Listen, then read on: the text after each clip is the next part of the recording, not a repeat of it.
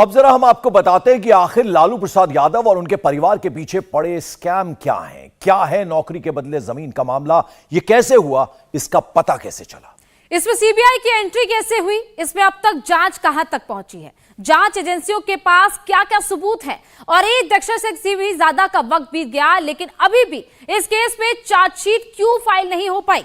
15 मार्च को इस केस के सभी आरोपियों को दिल्ली की अदालत में बुलाया गया है। कहा जा रहा है कि सबको चार्जशीट की कॉपी दी जाएगी और फिर केस में दोषी या निर्दोष के फैसले की प्रक्रिया शुरू हो जाएगी।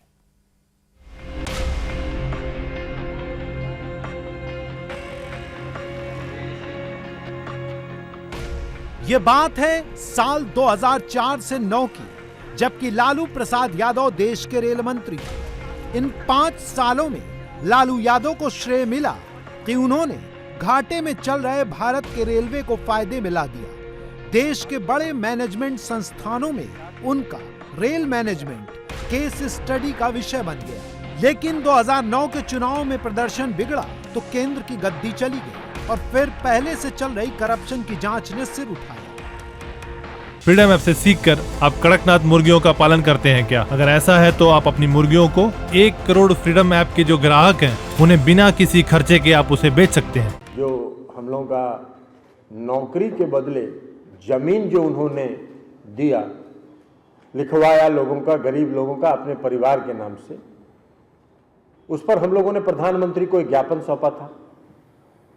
हम लोगों को इस बात का खुशी है कि हम लोगों को के आवेदन को कम से कम प्रधानमंत्री ने संज्ञान लिया और उनको ये लगा कि इस आवेदन में जो तथ्य हैं और जो दस्तावेज हम लोगों ने प्रधानमंत्री को दिया था उसमें हम लोगों को लगा कि इसमें जांच, प्रधानमंत्री को जरूर लगा होगा कि इसमें जांच के लायक ये है, तो इसलिए। लेकिन जांच उन्होंने जो दिया वो दिया उसी रेल मंत्री के अधीनस्थ अधिकारियों को, और उस पर कल प्रेस कॉन्फ्रेंस में किसी ने उनसे पूछा तो उन्होंने कहा कि जो लोग ये बात कहते हैं वो फ्रॉड है। हमको लगता है कि इस देश का सबसे बड़ा फ्रॉड अगर कोई है तो दूसरे को फ्रॉड कहने वाले, हम उनको भी नहीं कह रहे हैं, लेकिन जो दूसरे को फ्रॉड समझता है वो सबसे बड़ा फ्रॉड है। लेकिन हम ये जरूर कहते हैं कि प्रधानमंत्री ने जो जांच दिया है रेलवे के निगरानी विभाग को, वह जांच कर ही नहीं सकता है। रेलवे का ज्वाइंट डायरेक्टर और की चिट्ठी हमको आई थी, तो रेलवे का विजिलेंस जीएम से भी नीचे रैंक का अफसर वहां विजिलेंस में होता है, वो क्या रेल मंत्री के खिलाफ जांच करेगा। तो इसलिए हम लोगों की मांग है आज भी कि अगर प्रधानमंत्री को लगता है कि भ्रष्टाचार हुआ है, गरीबों का जमीन लिखवा के रेलवे में बड़े पैमाने पर नौकरी दी गई है, तो उसकी जांच या तो केंद्रीय सतर्कता आयोग जो सेंट्रल विजिलेंस कमीशन है उससे कराएं अथवा सीबीआई को जांच कर दें ताकि निष्पक्ष जांच हो सके। और निष्पक्ष जांच हुआ है यह लोगों में विश्वास। उस समय के प्रधानमंत्री मनमोहन सिंह के पास एक शिकायत पहुंची जिसका मजमून आपकी टीवी स्क्रीन पर दिख रही सीबीआई की एफआईआर में दर्ज है।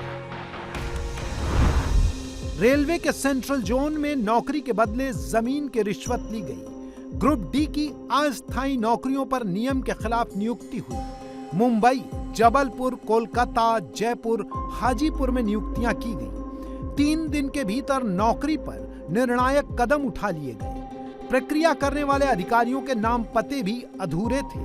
पहले अस्थायी भर्ती हुई और फिर उन्हें स्थायी कर दिया गया। भर्ती किए गए लोगों की महंगी और बड़ी प्रॉपर्टी का ट्रांसफर हुआ। जमीन लालू यादव, उनके परिवार या एके इंफोसिस्टम कंपनी के नाम लिखी गई। भर्ती किए गए लोगों की जमीन किसी और के नाम ली गई। बाद में लालू प्रसाद के परिजनों को गिफ्ट कर दी गई। 3 प्रॉपर्टी राबड़ी देवी के नाम ट्रांसफर हुई। 1 प्रॉपर्टी मीसा भारती के नाम ट्रांसफर हुई। 1 प्रॉपर्टी एके इंफोसिस्टम कंपनी के नाम ट्रांसफर हुई। 2 गिफ्ट डीड लालू प्रसाद यादव की बेटी हेमा यादव के नाम पर हुई। सीबीआई की रिपोर्ट के मुताबिक यह पूरा मामला साल 2004 से 2009 के बीच का है। जब प्रधानमंत्री मनमोहन सिंह को इस बारे में जानकारी मिली तो उन्होंने लालू प्रसाद यादव के बाद रेल मंत्री बनी ममता बनर्जी को इस पूरे मामले की जांच सौंप दी। ममता बनर्जी ने सीबीआई इंक्वायरी ऑर्डर कर दी। साल 2013 में लालू प्रसाद यादव को चारा घोटाले में पहली बार जेल हुई, जिसके बाद चारा घोटाले के 4 और मामलों में लालू प्रसाद यादव को सजा हुई। साल 2021 में सीबीआई ने नौकरी के बदले जमीन घोटाले की जांच फिर से शुरू कर दी। कुछ लोगों का दावा यह है कि ग्रुप डी में 1458 लोगों की भर्ती हुई थी, लेकिन सीबीआई ने अपनी एफआईआर में अब तक 7 लोगों के नाम डाले हैं।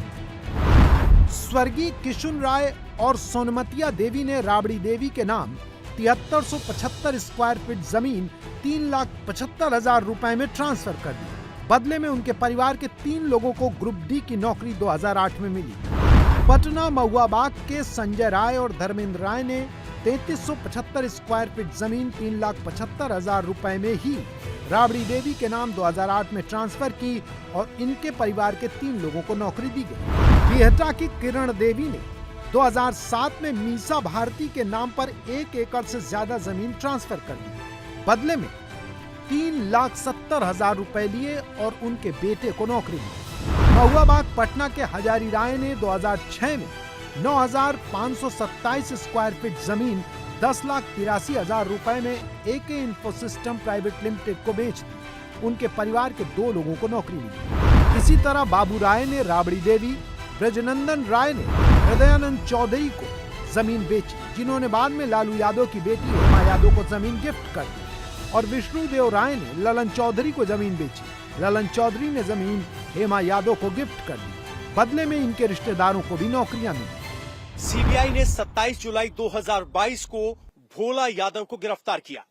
भोला यादव 2004 से 2009 के बीच लालू यादव के ओएसडी थे। इसके बाद सीबीआई ने हृदयानंद चौधरी को भी गिरफ्तार किया, जिन पर आरोप है कि उन्होंने लालू यादव की बेटी हेमा यादव को नौकरी के बदले जमीन गिफ्ट की। इन दोनों गिरफ्तारियों के बाद सीबीआई ने दावा किया कि उनके पास नौकरी के बदले जमीन घोटाले में पुख्ता सबूत है, और इसी के बाद इस घोटाले की जांच ने गति पकड़ी। फ्रीडम ऐप से सीखकर आप कड़कनाथ मुर्गियों का पालन करते हैं क्या? अगर ऐसा है तो आप अपनी मुर्गियों को 1 करोड़ फ्रीडम ऐप के जो ग्राहक हैं उन्हें बिना किसी खर्चे के आप उसे बेच सकते हैं। अब ईडी ने भी इस मामले में कार्रवाई करके 600 करोड़ रुपए की संपत्ति मिलने का दावा किया है। उसे लालू और उनके परिवार से जुड़े लोगों के घर में बड़ी मात्रा में नकदी और जमीन के कागज भी मिले हैं।